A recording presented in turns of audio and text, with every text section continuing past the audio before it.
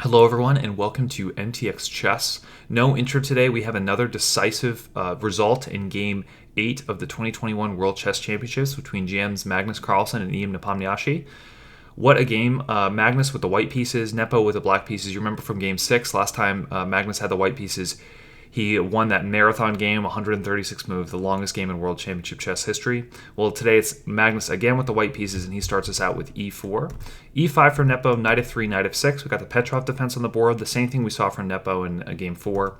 After d4, knight takes e4, bishop d3, d5. You see both players are really jockeying for control of the center. Knight takes e5, knight d7.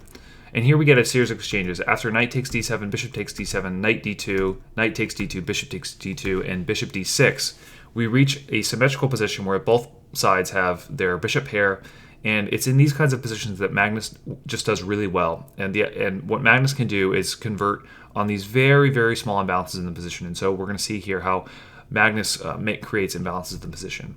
After castle kingside, black plays h5. You may be wondering why black is playing h5.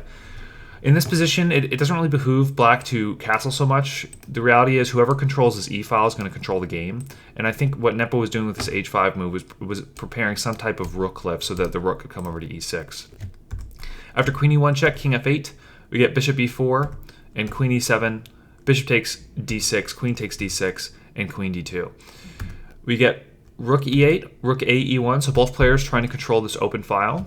And now we get rook h6. So now we understand a little bit of this h5 move from Nepo, the idea being this is a really quick way to kind of consolidate power along the e-file.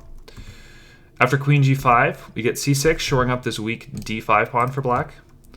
And now we get rook takes e8, bishop takes e8, and rook e1. So now white has been able to establish control of the e-file, and it's definitely advantageous for white. Obviously, this rook can't come over to the e6 to challenge the white rook, because then after exchanging, then the bishop, this h pawn will fall.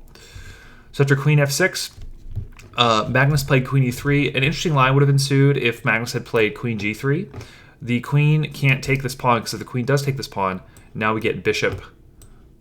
Now we get, if the computer will let me do it, now we get bishop coming to f5. And the idea being that the queen is threatening coming to b8, with checkmate threatened on e8. The bishop won't be able to come off the square, and the rook won't be able to come and block the rook because of the bishop. So it would have been a very kind of tactically sharp line. I think Magnus went for a little bit safer queen e3, just defending the pawn directly as opposed to defending it tactically. And after bishop d7, Nepo pulling this bishop off this really weak e8 square. We get h3 from Magnus. h3 basically gives Magnus some space here, and also if the I think Magnus here was kind of anticipating the pieces getting traded off, and so for instance, if something like queen here takes, now we've got it in endgame, but this h3 move is going to allow Magnus's king to really march to this f4 square. And in a game where white can get their king out before black can, that's really winning for white. So the h3 move, it's a subtle move, but it sets up an endgame where white can really be better. Nepo, seeing this, neutralizes that by playing h4, and now if we get a bunch of exchanges, the white king will not be able to come out to this g3 square and very easily control this f4 square. So you can see how these grandmasters are really planning for the endgame here, and these very subtle moves that may not be intuitive. What's the idea behind these moves? You realize that these guys are really preparing for the endgame. After these moves, I think Magnus realized that he didn't even really need to prepare for the endgame and could just win in the middle game, and so he plays a move like c4. And this was a really great and aggressive move from Magnus. If you think about it, after d takes c4 here, this is an isolated pawn. This is not what you want to be going into the endgame with. Like if Magnus was really playing for an endgame, he might just play a move like c3 and maintain this really awesome pawn chain. But playing c4, I think Magnus showed that he thought that he could convert in this position. I think it was a brave move by Magnus. What do you do here is Nepo. Obviously, if you don't take, for instance, if you like move the queen to d6 or something, then white is going to push. They're gaining space. You're losing a tempo of the queen. So I think Nepo played the best move, which was d takes c4.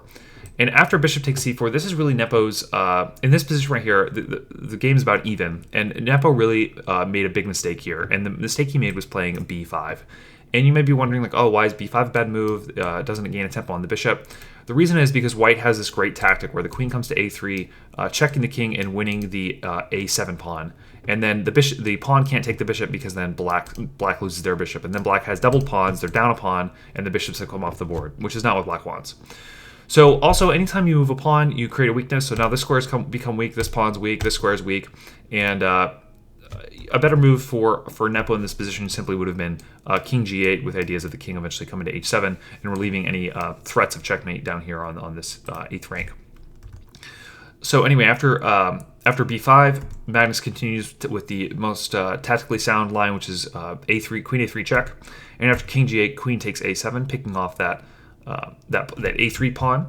Like we said, the bishop's not hanging because the black bishop will get taken. So black chooses to defend their bishop with queen d8, and after bishop d3, we get queen d6. And queen d6 was not a great move from Nepo either. A better move simply would have been a rook h5, and after rook c1, rook f5, again putting pressure kind of on the king side, and after rook c5, rook takes c5, queen takes c5. Still not a great position for black, but this rook d6 move wasn't great because it really allowed white to just come right in, get the rook nice centralized. And after bishop e6, we get a series of exchanges on e6. And now we find ourselves in the endgame where black is down a pawn. They've got this pretty far advanced h4 pawn, which is going to be tough to defend. They got this weak e pawn, which is going to be tough to defend. And white is just clearly better here. So after queen c5, we get queen a5. Black gives up a pawn to win a pawn, so they give up their c pawn to win the f pawn. So after queen e1 check, get king h2, queen takes f2. But doing all this loses because after queen e6 check, king h7, queen e4 check, king g8, white is simply better here. And so what white's going to do is just basically run the pawn down to queen. That's one option. And or Magnus could, and I think the line Magnus chose to play is obviously a great line, and what he chose to do is play b3 here and basically limit black's counterplay. If you just push the d pawn, black will pick off the b pawns, and maybe they'll have some counterplay pushing this passed pawn. Magnus, not allowing his opponent any counterplay, simply plays b3, and now if the black queen wants to pick off the a pawn, white will check on d5 and then pick off the b pawn. They'll have two passed pawns. So after queen takes a2, we get queen e8 check, king h7, queen takes b5, and now we see that this b pawn is protected. Queen f2, and here you just got to make sure that you really got to watch out for checks from black. So obviously it would be really nice if Nepo could get into some type of perpetual check situation where it's the queen comes up to f4, and then the king comes down to h1, and the queen comes back to c1, and then we get like a repetition. So Magnus plays queen e5, basically taking away checks along this diagonal. And after queen b2, we get queen e4 check, king g8, queen d3, covering both pawns.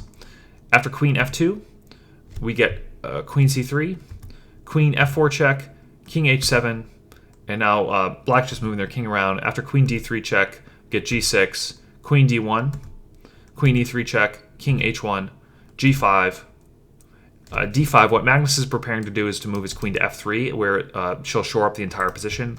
And after g4, h takes g4, h3, we get queen f3. And so black doesn't really have any options here. If black comes down to check, the king just comes up. If the pawn takes, the king takes, and black's really out of checks, the queen is defending all the weak pawns.